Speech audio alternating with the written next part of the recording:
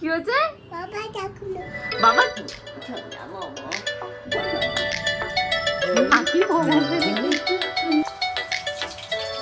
Broccoli broccoli হ্যাঁ কালকে রাত্রি 1:30-2 নাগাদ লিটল গোল্ড বমি শুরু করেছে। যদিও দুপুরবেলা খাওয়ানোর পর একবার বমি করেছিল, আমি অতটা পাত্তা দিইনি, যে খাওয়ার পর তো ছোটো বাচ্চারা বমি করে।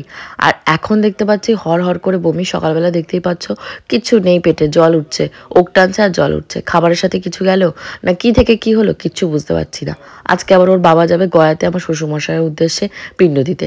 বেসিক্যালি শ্বশুরমশাই নয়, আমার শাশুড়ি মা, জ্যাঠা শ্বশুর, ঠাকুমা শাশুড়ি, কারোরই পিণ্ড দান করা হয়নি। এটাও কিন্তু ভীষণ ইম্পর্টেন্ট জিনিস, যেহেতু বাড়ির বড় ছেলে উনি। আর আমার চোখে দেখ, আমার শ্বশুরমশাইয়ের চোখের মনি ছিল তোমাদের লিটল গোল্ড। তোমরাও তো ব্লগে দেখতে পেতে যে গোপাল খেয়েছে গোপাল খেয়েছে গোপাল খেয়েছে, গোপাল গোবিন্দ ওনার মানে দুটো চোখে দুটো মনি। তো গোবিন্দ ওখানে ওয়েট করছে, ও দাদা যাবে, তারপর ওরা পিণ্ড দান করে একবারে আসবে। মেয়ের শরীর খারাপ বলে ওর যেতে ইচ্ছা হচ্ছে না, বারবার করে বলছে তাহলে আমি যাবো না, আমি ডাক্তার দেখাবো। আমি বলছি না, একদমই নয়, যেটা আগের কাজ সেটা আগে করবে। বাবা যেমন আমাদের মাথার উপর ছাদের মতন ছিল, সেরকম তুমিও আমাদের মাথার উপর ছাদের মতন। তোমার উপর দিয়ে যে ঝড়ঝাপটাগুলো যাচ্ছে, এটা হয়তো আমাদের পূর্বপুরুষ বা পিতৃদোষ লাগলে এরকম হয়ে থাকে। তোমাদের কি কারো কোনো আইডিয়া আছে? আইডিয়া থাকলে অবশ্যই জানিও। সোশ্যাল মিডিয়াতে এসে কিন্তু আমার সাংসারিক লাইফের কিছুই আমি তোমাদের সাথে শেয়ার করি না। যেটুকু ভালো দিক সেটুকু দেখাতে চেষ্টা করি, আর যেটুকু আমি নিজের ভেতর একদমই রাখতে পারি না, বোঝোই তো, হিউম্যান ইমোশন সবসময় সেটা এক্সপ্রেস করার জন্য ব্যতিব্যস্ত থাকে, তো সেটুকুই দেখায়। কতটা যে প্রবলেমের ভেতর থেকে আমরা যাচ্ছি সেটা যে বিশেষ করে আমি তোমাদের যদি বলতাম তাহলে তোমরা বলতে পারতে যে সত্যি প্রিয়াঙ্কা দি তুমি কতখানি স্ট্রং। আর বিশেষ করে প্রতিনিয়ত তোমাদের যে কমেন্টগুলো পাই সেখান থেকেই শক্তি পাই, নিজেকে মোটিভেট করি, অ্যাজ ওয়েল অ্যাজ আমার বরকেও মোটিভেটেড হতে সাহায্য করি। তো তোমাদের গপুদার ব্যাগপত্র গোছাচ্ছি, সকালবেলা কী খাবে সেটারও ব্যবস্থা করছি। রাত্রে উনি মাংস টাংস কিছুই খায়নি, সকালেও কি খাবে না খাবে আমি জানি না, বলছে নিরামিষ খাবে। বাবার অভিষি দিতে যেহেতু যাবে, মানে পিণ্ড দিতে যাবে, ওনাকে হয়তো অভিষি খেতে হতো। আমার ছোটো ননদ ফোন করে বলছে, তা আমি বললাম আমার তো কোনো আইডিয়া নেই, কারণ আমার লাইফে এটা প্রথম। সাংসারিক জীবনের অভিজ্ঞতা আমার মাত্র 8 বছর, কিন্তু এই 8 বছরে এতটা ওঠা পড়া এত কিছু আমি জ্ঞান অর্জন করেছি, আমার মনে হয় এটা যেন আমার 80 বছরের অভিজ্ঞতা। মুখে যে আমি ফটর ফটর খালি কথা বলি সেটা কিন্তু নয়, তার প্রমাণ প্রত্যেকটা ব্লগে রেখেছি। তোমাদের ভেতর থেকে অনেকে আমাকে কমেন্ট করে বলে তোমাদের যে আর্থিক অবস্থা, তোমাদের ব্লগ করার কি দরকার। অ্যাকচুয়ালি বড়লোকের বউ বা বড়লোক আমি বলে এই যে ব্লগটা করি সেটা নয়, ব্লগ করা আমার ইচ্ছা, আমার মন থেকে ইচ্ছা হয় ব্লগ করি। যেদিন ইচ্ছা হবে না হুট করেই দেখবে আমি প্রিয়াঙ্কাস টাইম স্টোরি ডিলিট মেরে দিয়েছি। আমি এরকম টাইপেরই, আমি আমার মোডের উপর চলি, কারো কোনো চোখ রাঙানিতে আমি আজও পর্যন্ত ভয় পাইনি, একমাত্র আমার বাবা মা আর ভগবান ছাড়া, আর মনে হয় না কোনোদিনও পাবো। এই যে সামান্য নিচে রান্নাবান্না হচ্ছে সেটাই ধরে নাও না, মাত্র হয়তো 40 জনের রান্নাবান্না হচ্ছে। এমনও দিন গেছে আমি 100 জনের রান্না উইথ হেল্পিং হ্যান্ড করে ফেলেছি, একজন হেল্পিং হ্যান্ড নিয়ে। এইসব কোনো ব্যাপারই নয়, আমি কাজ করতে পারি তাই আমি মুখ দিয়ে কথা বলি। কাজ করতে যদি পারতাম না, ওই চুপ করে কোনায় বসে থাকতাম। তোমরা প্রেগনেন্সির কথাই ধরে নাও না, সব কটা ব্লগে একদম রয়েছে, দেখতে পাবে, একটু খুঁজে দেখো। আমার 5 মাস পর্যন্ত পেটে বাচ্চা নিয়ে আগুনের সামনে দাঁড়িয়ে দাঁড়িয়ে আমি 60 জন 70 জনের রান্না এভরিডে করেছি। তোমাদের সাথে একটা সিরিয়াস ব্যাপার নিয়ে আলোচনা করার জন্য এসেছি। শীতকাল পড়লে অনেকের অনেক রকমের সমস্যা হয়, বাট আমার সব থেকে যে প্রবলেমটা ফেস করতে হয় সেটা হলো ড্যান্ড্রফ। শীতকালের এই ড্যান্ড্রফ মাথা থেকে দূর করা কতখানি যে কষ্টকর সেটা যাদের একমাত্র মাথায় ড্যান্ড্রফ রয়েছে আমার মতন তারাই বুঝবে। বাজারে কিন্তু আমরা অনেক রকমের অ্যান্টি ড্যান্ড্রফ শ্যাম্পু পাওয়া যায়, কিন্তু আমি জানতে পারলাম এগুলোর ভেতর অনেক রকমের হার্মফুল কেমিক্যাল ব্যবহার করা হয়। এই সমস্ত কেমিক্যালের ফলে আমাদের হেয়ারটা কিন্তু প্রচুর ড্রাই হয়ে যায়। আর তাছাড়াও এই যে কোনো শ্যাম্পু বাজার থেকে এনে অ্যান্টি ড্যান্ড্রফ শ্যাম্পু হিসাবে ব্যবহার করলে হবে না। তার জন্য আমি অনেক রিসার্চ করে খুঁজে পেয়েছি আমার বেস্ট অ্যান্টি ড্যান্ড্রফ শ্যাম্পু, তাই ভাবলাম তোমাদের সাথে আজকে সেটাই শেয়ার করবো।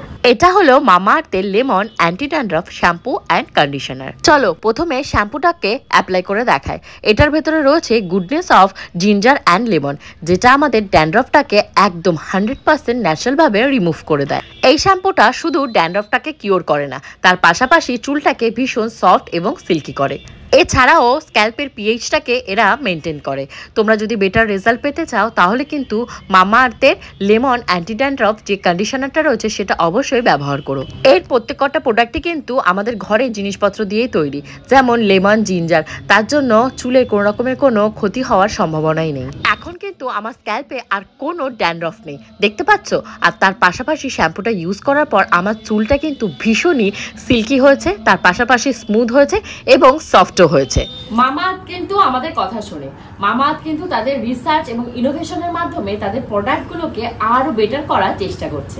তারা আমাদের কথা শুনে, এই কথাটা কেন বললাম, অ্যাকচুয়ালি আমরা যে সমস্ত রিভিউ দিই সেই সমস্ত রিভিউর বেসিসে মামাআর্থ কিন্তু তাদের সমস্ত প্রোডাক্টগুলোকে দিনে দিনে আরো বেটার করার চেষ্টা করছে। মামাআর্থ কিন্তু তাদের যে অনিয়ন শ্যাম্পুটা রয়েছে সেটাকে আগের থেকে আরো অনেক বেটার করেছে। সো এইভাবে কিন্তু আমরা মামাআর্থ থেকে প্রোডাক্ট কিনতে থাকি এবং তাদেরকে সাহায্য করতে থাকি। মামাআর্থের প্রোডাক্টগুলোকে কিন্তু তোমরা মামাআর্থের যে ওয়েবসাইট রয়েছে এবং অ্যাপস রয়েছে সেখানে পেয়ে যাবে। তার পাশাপাশি অ্যামাজন, নাইকা, ফ্লিপকার্টেও এই সমস্ত প্রোডাক্ট অ্যাভেলেবেল রয়েছে। এছাড়াও আমাদের নিয়ার বাই যে শপগুলো রয়েছে সেই সমস্ত শপেই কিন্তু তোমরা মামাআর্থের প্রোডাক্টগুলো সব অ্যাভেলেবেল পেয়ে যাবে। তোমরা কিন্তু অবশ্যই আমাকে পরবর্তীতে যখনই কোনো মামাআর্থের স্টোর ভিজিট করবে মেসেজ করে জানাবে। প্রোডাক্টটা ভালো লাগলে আমি ডেসক্রিপশন বক্সে লিংকটা দিয়ে দিলাম, তোমরা চাইলেই ওখান থেকে কিনে নিতে পারো। আমার কুপন কোড PRIYANKA প্রিয়াঙ্কা 2025 যদি তোমরা ব্যবহার করো তাহলে তোমরা পেয়ে যাবে এক্সট্রা 20% ডিসকাউন্ট। এখানে তোমাদের গপুদা দাড়িটারি কেটে চুল একদম পরিষ্কার পরিচ্ছন্ন হয়েছে। তাই আমি বলছি তোমাকে তো গয়া পিন্ডু দিতে গেলে একদমই টাকলুই হতে হবে। তো বলছে তখন হতে হবে। অ্যাকচুয়ালি কি বলতো, মানুষটার সাথে যতই প্রত্যেকদিন ঝগড়া করি, তোমাদের কাছে নিন্দামন্দ করি, ওই মানুষটা যে আমার লাইফে কতখানি মূল্যবান সেটা হয়তো আমি আর আমার ভগবান ছাড়া আর কেউ জানে না। তো উনি চলে যাচ্ছে, আমি ভীষণই ইমোশনাল হয়ে পড়েছি। এটা হয়তো ফার্স্ট টাইম উনি যাচ্ছে আমাকে আর আমার মেয়েকে রেখে একা একা। বাবা টাকলু, বাবা চুল কেটে সমস্ত চুল ফেলে দিয়ে এসছে। বাবা তো আবার চুল ফেলে দিয়ে আসবে। গোপু চুলটা যে কাটলে তোমাকে কিন্তু ন্যাড়া হতে হবে। বাবা কি বাবা চুল ছোট করে ফেলেছে। বাবা ন্যাড়োমুন্ডি টাকলুই হয়ে আসবে। ব্যাগপত্রের ভেতর ওনাকে বিশেষ করে কিছুই দিইনি, কারণ যদি রাস্তাঘাটে ব্যাগপত্র হারিয়ে ফেলে তো গেল সব। তো গোবিন্দ ফোন করে বলে দিয়েছে যে ধুতি টুতি গামছা টামছা যা যা লাগবে ও সমস্ত ওখান থেকে কিনে নিচ্ছে, আর এখান থেকে কিছু নিতে হবে না। তো আমি একটা গামছাও পর্যন্ত দিইনি ওনাকে, কারণ উনি কোথায় যে কিভাবে যাচ্ছে আমি নিজেই জানি না, বাস না ট্রেন তাও জানি না। কিচ্ছু করে না। এখানে হচ্ছে এই যে ডিম ভাজা হয়ে গেছে, মা একটা দিয়ে কুসুম বেরিয়ে গেছে। ওই যে মশলা রাঁধুনি কি রান্না করে, ডিম। আরে কতজনের আজকে? 25-40 হয়ে বাবা। দাও ওই কাঠুরিতে আমার জন্য একটু তাহলে ডাল রেখো। ডাল আর ওটা কি করছো? হ্যাঁ তাহলে তুমি শুধু কেন বললে ডাল হয়েছে? হ্যাঁ এবার যাচ্ছে হলে কাঁচা লঙ্কা, ওই সেই আবার কাঁচা লঙ্কা তেলে দিচ্ছে। তাও একটু দিয়ে দাও সাথে সাথে, তাহলে আমার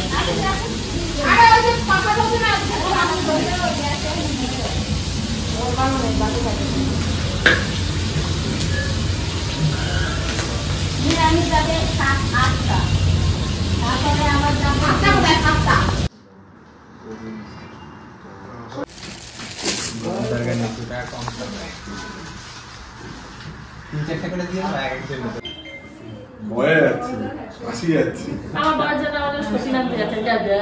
সত্যি নামতে তো ভালো, আমার কাটা তুলে দিতে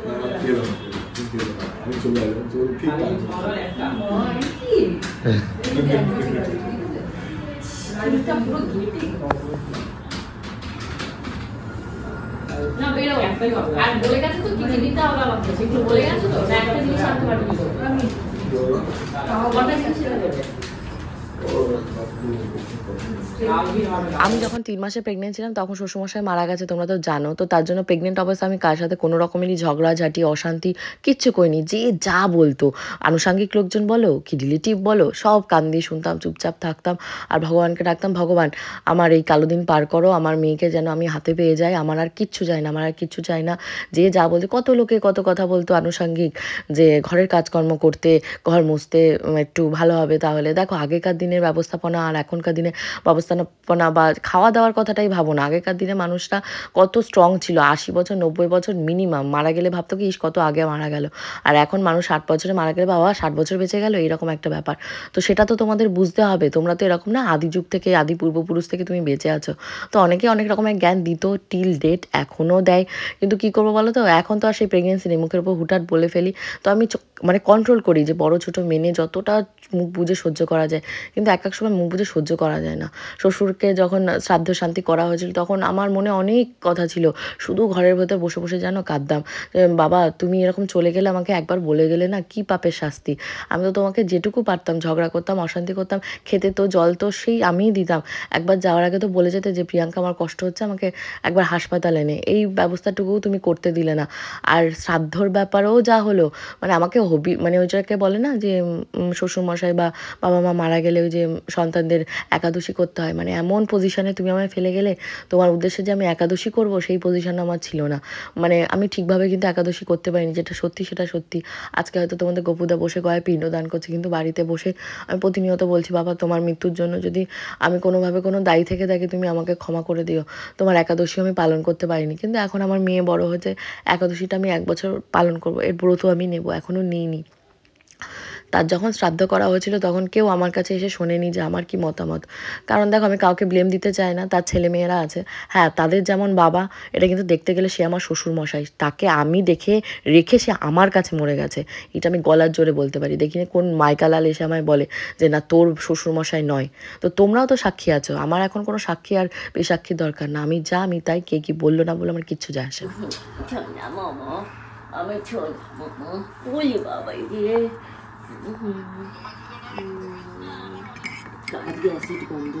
বমি করেছে গায়ে, আমি সেইটুকুলো ধোয়া নিয়ে তো মুছিয়ে রাখি। ওই যে একটা কথা আছে না, যার টাকার জোর আছে তার সব আছে, একদমই কিন্তু সত্যি কথা। তোমরা হয়তো বলবে না না টাকা দিয়ে ভালোবাসা কেনা যায় না, আমি বলছি টাকা দিয়ে ভালোবাসাও কেনা যায়।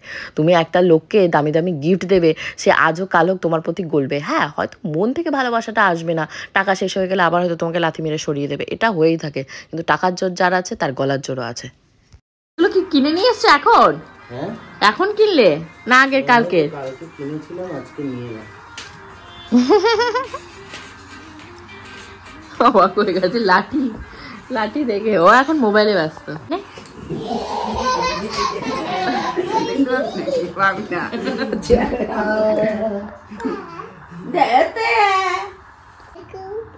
কুপুলি কুপুলি নয়, কি বলছে এটা? বুকুলি হবে তো, হ্যাঁ। কুপুলি কুপুলি কি বলো বল আবার বল, এটা কি? বকলি ব্রোকলি, ব্রোকলি, হ্যাঁ ব্রোকলি। নেক্সট দেখাও। এটা কালার রয়েছে গ্রে। কি এটা এটা এটা এটা কি বলে? এটা কি? নো ফিশ, ডলফিন, ডলফিশ, হ্যাঁ ঠিক আছে। এটা হ্যাঁ এটা কি বলো? কি এটা? হাই ভগবান, ঘড়ি, ঘড়ি মানে ঘোড়া বলছে, ঘড়ি নয়, এলিফ্যান্ট।